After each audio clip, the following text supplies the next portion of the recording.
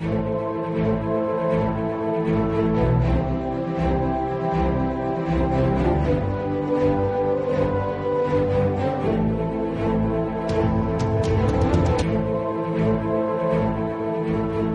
state has the right of self-defense and to secure borders to protect itself from hostile invasions and terror.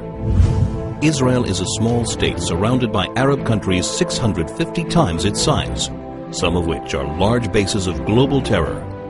Only 44 miles separate between the Jordan Valley and the Mediterranean Sea. After the Six-Day War in 1967, when Israel was attacked by 4 armies on 3 fronts, United Nations Security Council Resolution 242 stated that Israel was entitled to new defensible borders to replace the previous fragile lines from which it was attacked. What are Israel's defensible borders? What are its essential security needs? The Jordan Rift Valley, Israel's eastern frontier, forms a natural barrier between Israel and the countries of Jordan, Iraq, and Iran. The Jordan Valley rises from an area that is 1,200 feet below sea level to a hilly ridge of up to 3,000 feet, creating a steep 4,200-foot virtual wall opposite any force attacking from the east.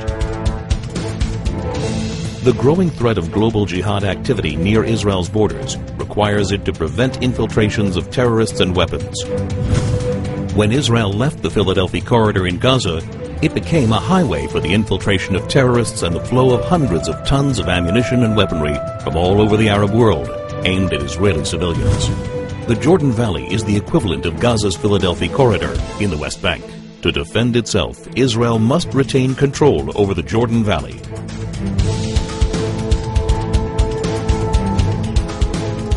This is Israel's mountain ridge, rising up to 3,000 feet. It dominates Israel's major coastal cities, where more than 70% of its population, 80% of its industry, and all of its airfields and seaports are located. Missiles launched from the Judean hills pose an immediate threat to Jerusalem, Israel's capital.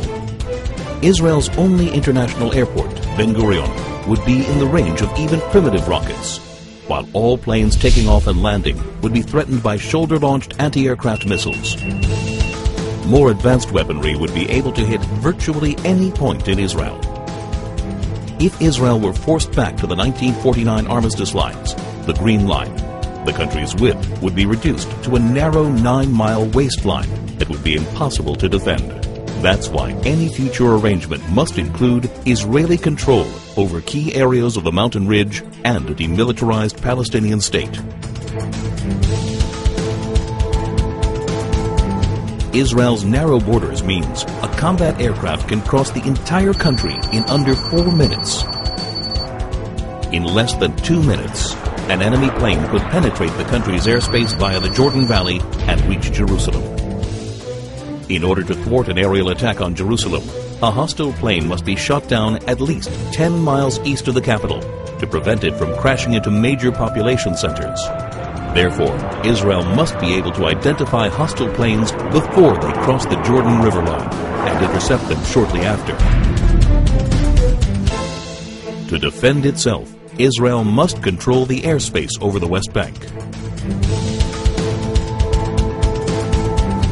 Israel's transportation arteries, and in particular the Trans-Israel Highway, enable travel and connection between Israel's regions. They also assure the mobility of the Israel Defense Forces in case of attack. Protection of these vital arteries is essential in order to ensure that 1. Civilians aren't victims of terrorist gunfire. 2. Regions of the country cannot easily be cut off. 3. The mobility of Israel's defense forces is not hindered in the case of invasion. To defend itself, Israel must control its main arteries of transportation.